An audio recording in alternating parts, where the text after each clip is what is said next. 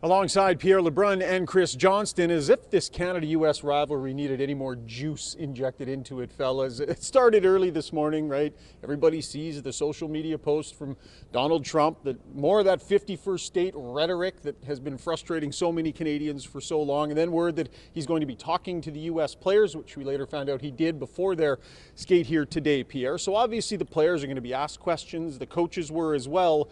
Our sense on this, Pierre, and talking to both sides, is that while there's a lot of energy and frustration on the outside, it's not really penetrating either of these teams. At least they're not willing to say if it is. No, I mean, we've been around the game a long time, and to no surprise, these players, coaches, they live in a bubble in many ways, and they are absolutely patriotic. The Team Canada players willing to go through a wall, some of them playing through injuries to play for their country here, but when they get asked about the political side of things, it's just not an area they're comfortable living in and talking about. And that's always been the case with hockey players. But the interesting thing to me is that, this event, this best on best event, has a history of this type of stuff. I mean, the Canada Cup started this event, essentially, the lineage of it.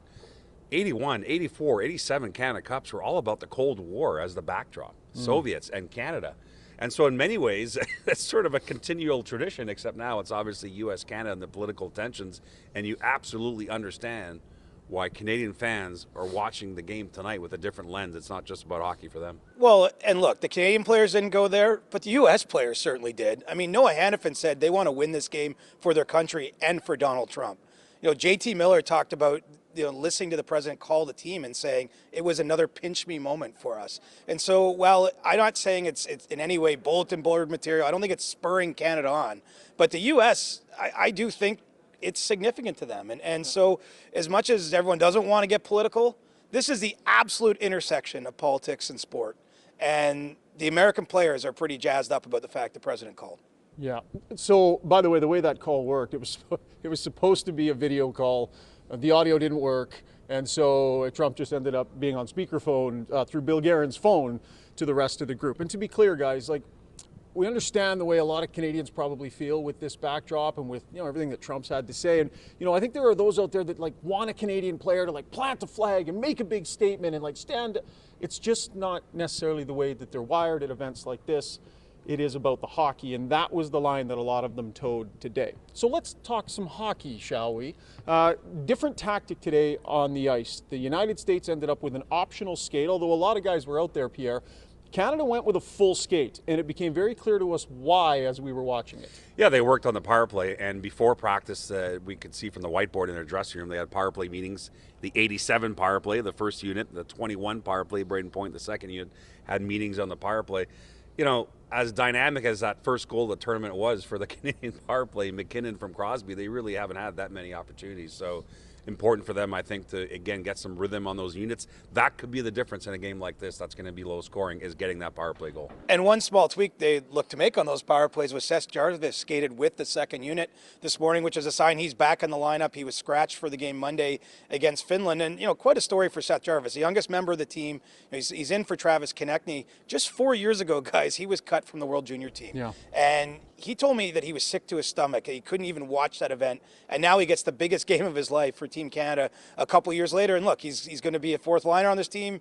Who knows if that power play 2 even sees the ice, but maybe he'll have a big moment getting back in the lineup here. Interesting call for me. I really like Konechny and what he has brought so far. I think he really could be used in a game like this. So an interesting call for the coaching staff, but he is on that second power play unit. So at the end of practice today for Team Canada, Pierre, they get into their circle like they always do. They stretch. Now, quite often in their NHL teams, a player will take the middle. Right. Whoever it is, a special player that's getting in the lineup or something like that. Captain. Right. Yeah, something like that. Team Canada has not done that. The circle has basically remained empty for the entire tournament. And we were watching today. It was very quiet. The players were calmly saying a few things to each other. There wasn't a lot of laughing and joking, but they seemed extremely calm. And then John Cooper actually came in and kind of banged his stick and said, "We're good, boys." And then everybody kind of gave a bit of a cheer. But Pierre, Team Canada's tone, I think that said something about maybe where their head is at. So for me, 2 days in a row where you felt that same vibe from Team Canada, they are all business, and a lot of them have been here before. I asked John Cooper this morning,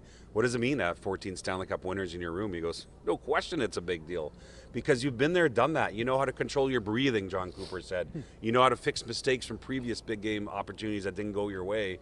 There's no doubt to me that they are tapping into that from Sidney Crosby on down, all the winning that group has done, because they want to be poised when that puck drop happens tonight. And let us not forget, there's a big swing in this game from the one that was played last Saturday in Montreal. And that's, first of all, Cale Makar being available for Canada. I mean, cannot overstate what that means for their lineup, the minutes he can play, the way he can transition the puck, everything he's going to do back there. And Charlie McAvoy being out for the U.S. Yeah. I mean, I think there's a case that he was one of their top, 2, 3 players in that game against Canada. Obviously delivered a thundering hit on Connor McDavid right before a goal in that game. And unfortunately with him, having the infection that he does and being hospitalized, he's not in the lineup for the U.S. So they go with Jake Sanderson, one of the youngest players in this game. And so, there could be some nerves there too. They get younger, a little less stable on the back end, and Canada obviously gets a horse in with Makar. And again, the bigger context, the U.S. has only won one best-on-best event in their entire history. It was the '96 World Cup. It was an extremely important moment in USA hockey history. But Canada's riding a 3-tournament win streak here. The 2016 World Cup, which everyone seems to forget, and the 2014 Olympics and the 2010 Olympics. So they're going for 4 in a row here. Do you have a sense on, it's been so defensive. Like when these rosters are put together, everybody's just salivating at all these offensive players are going to come together and it's going to be 8-7. That's not the way best on best goes. It's not the way the first matchup goes. Do you sense there's any chance this thing opens up a little bit? I'd be shocked, because if you go back to Sochi in the semifinals, Canada-US, low-scoring game. The gold medal game in Vancouver, low-scoring game. Best on best, yeah, there's a lot of skill. There's also a lot of skilled players who know how to defend. And then we saw that really last Saturday as well in a low-scoring game.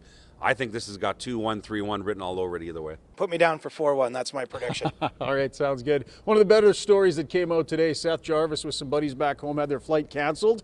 So they all hopped into a car, drove 30 hours, and will be in the building tonight. Wow. I asked Team Canada if Jarvis would get the guys to send a picture over. The response I got, they think it's best if they don't send any pictures. So we hope they had a great journey and they'll be in the building tonight. Hopefully when the puck drops, we can drop the politics and enjoy a fantastic finish here tonight.